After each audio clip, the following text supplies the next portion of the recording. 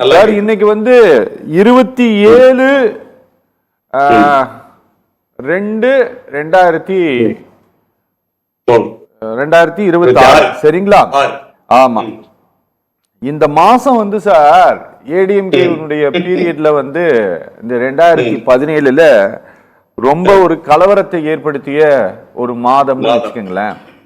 கண்டிப்பா. ஆமா, அவர் வந்து இந்த தர்ம யுத்தத்தை தொடங்கி ஒரு பெரிய ரகளை உண்டாக்கிட்டு இருந்தது. எனக்கு தெரிஞ்சு இந்த பீரியட்ல எல்லாம் ஒரு பெரிய கையெழுத்து இயக்கத்தை நடத்தி கொண்டிருந்தார் திரு ஓ பன்னீர்செல்வம். கண்டிப்பா. ஆமா, ஒரு பெரிய கையெழுத்து இயக்கத்தை நடத்தி கொண்டிருந்தார். அவரோட அந்த கிரீன்வேஸ் ரோடு தானே சார் அது? ஆமா, கிரீன்வேஸ் ரோடு இல்லத்துல பெரிய கையெழுத்து இயக்கத்தை நடத்திட்டு இருந்தாரு. மேடம் ஜெயலலிதாவோட வீடை மீட்கணும், நினைவு மண்டபமா மாத்தணும் அப்படின்ட்டு எல்லாம். அதுக்கப்புறம் காலம் என்னென்னத்தையோ கொண்டு வந்து நிறுத்திட்டு கடைசியில் அவர் வந்து இன்னைக்கு டிஎம்கேல சேர்ந்துட்டாரு. ஏதாவது ஒரு வகையில் இவருடைய இந்த முடிவு திமுகவிற்கு பலத்தையும் ஏடிஎம்கேவிற்கு பலவீனத்தையும் ஏற்படுத்துமா இந்த எலெக்ஷன்ல? ஏதாவது ஒரு வகையில் இல்ல ஒரு சிங்கிள் ஓட்டு தானே அவரு? அப்படி நம்ம கணிக்க முடியாது ஓபிஎஸ் அவர்களை. சரி, அவருக்கு என்று முதல்ல சமுதாய வாக்குகள் இருக்கு. சரி, தென் மாவட்டங்கள்ல சமுதாய வாக்குகள், அதைத்தான் நம்ம ராமநாதபுரம் நாடாளுமன்றத்துல நம்ம பார்த்தோம். அங்க ஒரு கணிசமான ஓட்டு வாங்கினார் அப்படிங்கறத யாரும் மறுக்க முடியாது. ஆனா அவரை தவிர்த்துட்டா எது நடக்குமா அப்படின்னு கேட்டா, இந்த 2000, 3000, 2000 இருந்து 5000 வாக்கு வித்தியாசத்துல ஒரு தோல்வி இருக்கு பாருங்க, மார்ஜின். அந்த மார்ஜினுக்கு இவர் கை கொடுப்பார் தென் மாவட்டம். தென் மாவட்டங்கள்ல கண்டிப்பா. தென் மாவட்டங்கள்ல தேனி மாவட்டத்துல மட்டுமா? அப்படியெல்லாம் இல்ல, தேனி மாவட்டத்தில் எல்லா தென் மாவட்டங்கள்ல மதுரைக்கு தக்க அவருக்கு ஒரு கணிசமான வாக்கு வங்கி இருக்கிறதை யாரும் மறுக்க முடியாது. நான் சொல்றது லட்சக்கணக்கில் இல்ல, அது 5000 இருந்து 10,000 வரைக்கும் அல்லது 1000 இருந்து 5000 வரைக்கும் இருக்கு, வாக்கு வங்கி இருக்கு. அதை யாரும் மறுக்க முடியாது. அந்த மார்ஜின் 5000 ஓட்டுக்குள்ள வெற்றி வாய்ப்பை தீர்மானிக்கக்கூடிய இடத்துல இந்த ஓபிஎஸ் அவருடைய அண்ணனுடைய வாக்குகள் இருக்கலாம் என்று நான் நினைக்கிறேன். இது தெற்கதான் இவருடைய பலம் என்பது. அதுல குறிப்பாக சொல்ல போனா அவர் சார்ந்திருக்கக்கூடிய சமுதாய முக்கால்வாசி அவருடைய சார்ந்திருக்கக்கூடிய சமுதாய வாக்குகள் கண்டிப்பாக ஓரளவு கை கொடுக்கவே செய்யும். அது திமுகவுக்கு தென் மாவட்டங்கள்ல ஒரு பலத்தை கொடுக்கத்தான் செய்யும். அதை யாரும் மறுக்க மாட்டாங்க. அரசியல் நோக்கர்கள் யாரும் அதை மறுக்க முடியாது. ஏனென்றால் இந்த பகுதியிலே நாங்கள் பார்த்துக் கொண்டிருக்கிறோம். இன்னும் சொல்ல போனால் தஞ்சாவூர் அம்மா சசிகலா அவர்களுக்கு ஊரு தஞ்சாவூர். ஏன் கமலில வந்து கூட்டம் போட்டாங்க? ஏன் தஞ்சாவூர்ல போடல? ஏன் தேனி மாவட்டத்தை சேர்ந்த அண்ணன் ஓபிஎஸ் வந்து தேனியில நிக்காம ஏன் வந்து ராமநாதபுரத்துல போய் நின்னாரு? உலக அரசியலே இந்த சாதிய வாக்குகளை அடிப்படையாக வைத்துத்தான் இயங்குகிறது என்பதற்கு இதெல்லாம் எடுத்துக்காட்டு. சரி, அந்த வகையில அண்ணன் ஓபிஎஸ் அந்த ஆதரவாளர்கள் சொல்லக்கூடிய ஒரு கூட்டம் இருக்கு பாருங்க. ஆனால் இந்த இன்னொரு நேரத்தை இதையும் பாக்குறோம். நம்ம திண்டுக்கல் கிழக்கு மாவட்ட அந்த ஒருங்கிணைப்பாளர்கள் என்ன சொல்லிட்டாங்க? நாங்கள் தாவேகாவுக்கு போகிறோம். நீலகிரி மாவட்ட செயலாளர் பாரதியார் சொல்றார் கூட்டத்தை கூட்டி காலையில, நாங்கள் திமுகவுக்கு போக முடியாது, நாங்கள் தாவேகாவுக்கு போகிறோம். இதையும் நம்ம பாக்குறோம். அதையும் தாண்டி இந்த மார்ஜின் ஓட்டு 1000, 2000 இருந்து 5000 வரைக்கான வாக்குக்கு ஒரு உத்தரவாதமாக நம்ம அண்ணன் ஓபிஎஸ்ஐ எடுத்துக் கொள்ளலாம் என்பது என்னுடைய. அது அவரை தவிர்க்க முடியாது. ஆமா, கூடுதலாக இந்த தென் மாவட்டங்கள்ல இருக்கக்கூடிய இந்த சமுதாய வாக்குகள் இப்ப பாத்தீங்கன்னா அண்ணன் எடப்பாடி அவர்கள் தென் மாவட்டத்துக்கு வரும்போது பலத்த வரவேற்பும் இருந்தது. என்ன, அதே நேரத்தில் எதிர்ப்பும் இருந்தது. அது யாரும் மறுக்க முடியாது. முக்குலத்தோர் இயக்கங்கள் பார்த்தோம்னா அண்ணன் எடப்பாடி அவர்களை பகிரங்கமா சமூக வலைதளங்கள்ல கடுமையான விமர்சனத்துக்குள்ளாக்குறது நம்ம பார்த்துட்டு தான் இருக்கு. அதற்கு காரணம் எண்ணிக்கை அளவில் இருக்கக்கூடிய இந்த சமுதாய வாக்குகளை நம்ம புறந்தள்ளிட முடியாது. புரியுது. அது திமுகவிற்கு பலம் தான், பலவீனம் அல்ல. ஆமா, அது பலம் தான். இப்ப தேனியில கூட நம்ம எடுத்துக்கிட்டோம் சொல்லி கேட்டா பரவலான செல்வாக்கு இருக்கு ஓபிஎஸ். அதே நேரத்துல அண்ணன் எடப்பாடி அவர்களோடு இருக்கக்கூடியவர்கள் எல்லாம் முன்னாள் நிர்வாகிகள். ஆனா எதிரும் புதிருமாக மோதிக்கொண்ட அண்ணன் தங்கத்தமிழ் செல்வனும் அண்ணன் ஓபிஎஸ் அவர்களும் ஓரணியில் இணைந்து எங்களுக்குள்ள மோதல் இல்லைன்னு பகிரங்கமா பத்திரிகையாளர்களுக்கு முன்னாலே சொன்னதுதான் எங்களுக்கெல்லாம் மிகப்பெரிய ஆச்சரியம். அம்மையார் இருக்கும்போது, ஜெயலலிதா இருக்கும்போது எதிரும் புதிருமாக மோதிக்கொள்வார்கள். அப்படிப்பட்ட காட்சிகள் எல்லாம் நாங்கள் கண்ணால் கண்டவர்கள் தேனி மாவட்டத்திலே. ஆனால் இன்றைக்கு பத்திரிகையாளர் சந்திப்பிலே மோதல் இருக்குன்னு யாரு சொன்னாலும் கேட்கிறாரு அண்ணன் ஓபிஎஸ். பெரிய சுவாரஸ்யமான மோதல் இருக்குன்னு யாரு சொன்னது? எனக்கு தங்க தமிழ்ச்செல்வருக்கு மோதல் இருக்குன்னு யார் சொன்னது அப்படின்னு அண்ணன் கேட்கிற காட்சிகள் எல்லாம் இன்னைக்கு என்ன செஞ்சோம், நம்ம தொலைக்காட்சிகள் பார்க்கும் போது ஆச்சரியமாகத்தான் இருக்கு. எப்படி நடந்தது? ஒரு 3 முறை முதலமைச்சராக இருந்தவர் ஒரு கட்சியில் போய் இணைவது என்பது இந்தியாவில் இதுதான் முதல். ஆச்சரியமா இருக்கு. நம்ம 52 ஆண்டு காலங்கள் அந்த கட்சியில இருந்தவர்.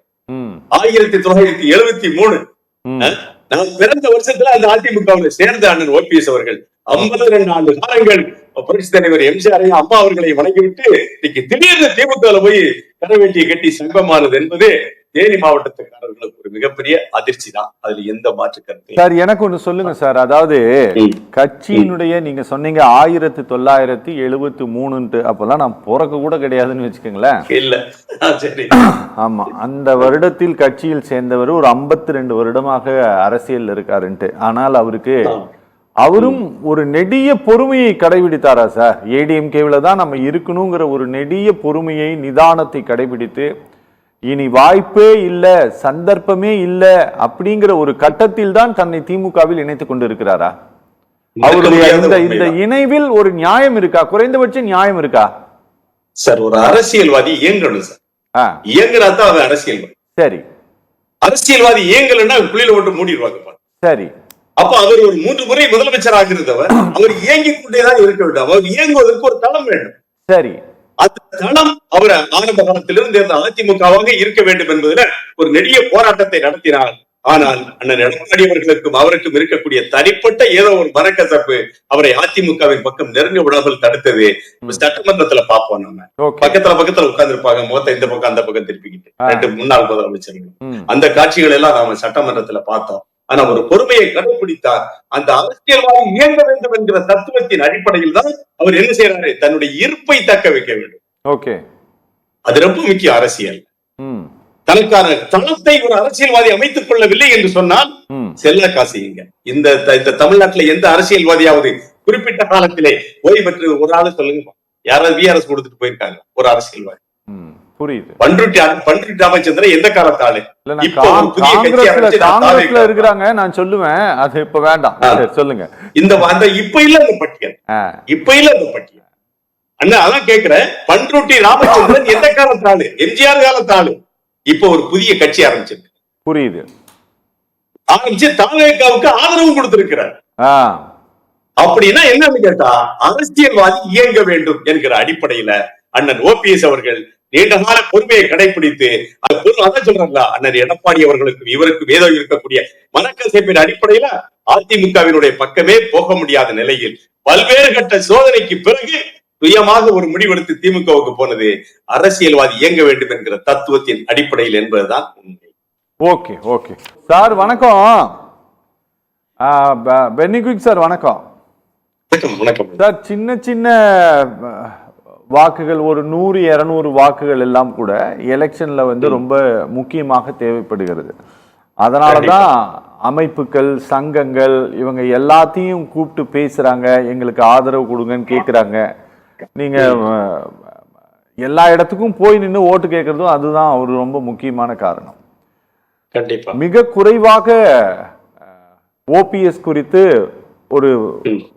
ஒரு கேள்வியை அவருக்கு எந்த செல்வாக்குமே இல்லையா ஓபிஎஸ்க்கு, அவரை ஏன் நீங்க சேர்த்துக்கவே மாட்டேங்கிறீங்க அப்படின்ட்டு திரு செல்லூர் ராஜு கிட்ட ஒரு பத்திரிகையாளர் ஒரு கேள்வி கேட்கிறாரு.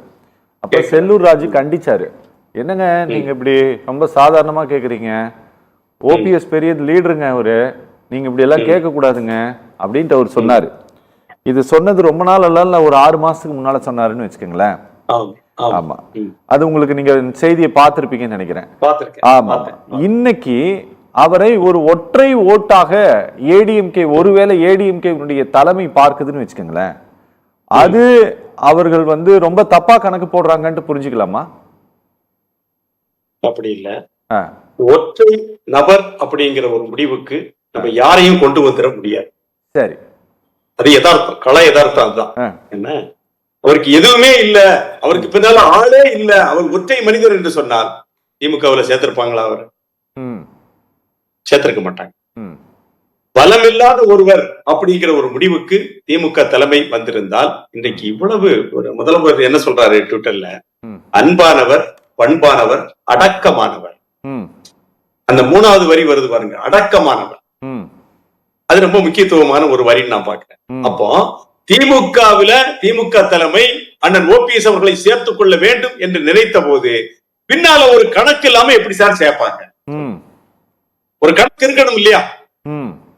ஒரு கணக்கு இல்லாம ஒரு முன்னாள் முதலமைச்சரை கூட்டு வந்து கட்சியில முதல்வர் தழுவி என்ன செய்கிறார்? வரவேற்கிறார் என்று சொன்னால் அவருக்கு ஒரு பலம் இருக்கிறது என்கிற எண்ணம் தானே. ஒற்றை மனிதரை எப்படி கூப்பிட முடியும்? இப்ப என்ன பாலசிங்கத்தை வந்து விவசாய சங்கம் நடத்திக்கிட்டு இருக்கக்கூடிய பாலசிங்கத்தை கூட்டு வாங்கலாம் அப்படின்னு சொல்லிட்டு என்னை வந்து முதல்வர் தழுவுமா திமுக தலைமை சொல்லுங்க பாப்போம். அவர் ஒரு பழுத்த அரசியல்வாதி, ஒரு 52 ஆண்டு காலங்கள் அரசியல் இருக்காரு.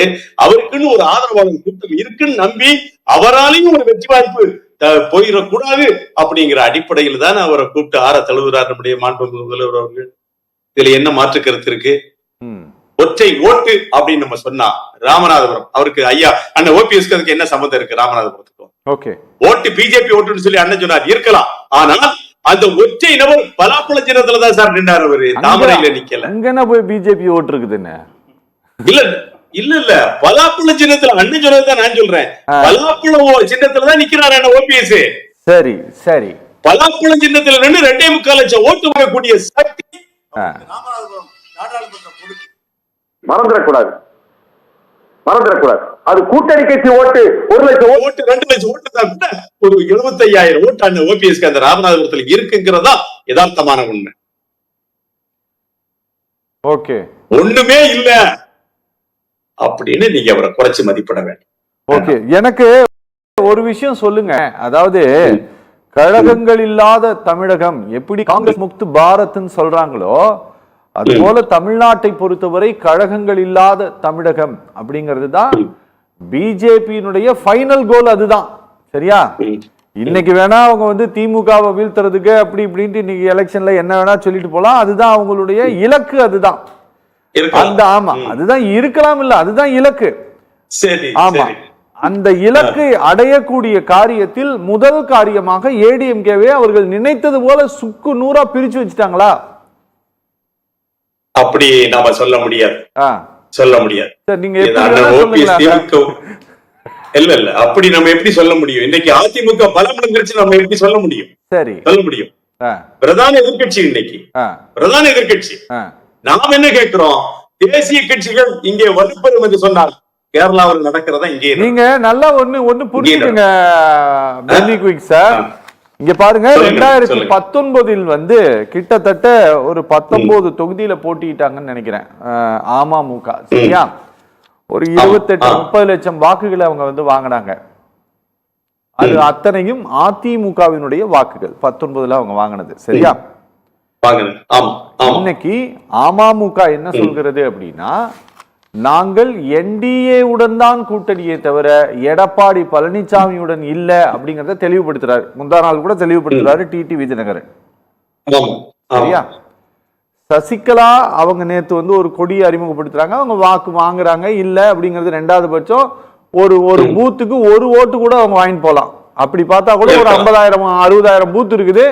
ஒரு 65,000 ஓட்டாச்சும் அவங்க கண்டிப்பா நிச்சயமா வாங்குவாங்க. ஒரு குறைந்தபட்சம் நான் சொல்றேன், நான் ஒரு உதாரணத்துக்கு சொல்றேன். ஆமா, சரியா? வாங்குவாங்க. ஆமா, நீங்க வந்து ஓபிஎஸ்க்கும் ஒரு குறிப்பிட்ட அளவிலான வாக்குகள் தென் மாவட்டங்கள்ல இருக்குன்னு சொல்றீங்க. இப்ப இதெல்லாம் யாரை பலவீனப்படுத்தும்? ஒரு விஷயம் தெரிஞ்சுக்கோங்க, அதிமுகவை இந்த பாரதிய ஜனதா கட்சி பலவீனப்படுத்திருச்சு அப்படின்னு சொன்னா அதை ஏத்துக்கிற மாட்டேன். ஏன்னு கேட்டால் அந்த எடப்பாடியை ஏற்றுக்கொள்ள முடியாது என்று நம்முடைய சகோதரர் அண்ணாமலை சவால் விட்டு என்ன களத்திற்கு வந்த போது அந்த மாநில தலைமையாக நீங்க என்ன செய்யணும்? அண்ணாமலை அவர்களை மாற்ற வேண்டும். மாற்று ஒரு நபரை நீங்கள் கொண்டு வந்து என்ன செய்யுங்க, தமிழ்நாட்டுக்கு தலைவர் ஆக்கினால்தான் உடன்பாட்டுக்கு உட்கார்வேன் என்று சொல்லி அண்ணன் எடப்பாடி அவர்கள் சொன்னதை நம்ம மறந்துடக்கூடாது. நடந்துச்சு. பெரிய செல்வாக்கு இருந்த அண்ணன் அண்ணாமலை வந்து மாற்றப்பட்டு யார் வர்ற களத்துக்கு? எங்கள் மணிமேந்தர் நயினார் நாகேந்திரன் வந்து மாநில தலைவர் ஆனாரு. இப்ப நீங்க சொல்லுங்க, அதிமுக பலவீனம் ஆயிடுச்சா? இல்ல பலம் இருக்கு, இன்னமும் பலம் இருக்கு. அதுக்கு நாங்க கேட்பதெல்லாம் ஒன்றுதான், மாநில கட்சிகள் என்றைக்கு பலவீனம் அடைகிறதோ அன்றைக்கு இந்த மாநிலத்துல வந்து நம்ம என்ன செய்ய முடியாது, நாம எதிர்பார்க்கிறதை ஒன்றை செய்ய முடியாது. ஓகே ஓகே ஓகே செய்ய முடியாது. ஓகே ஓகே ஓகே பேசலாம்.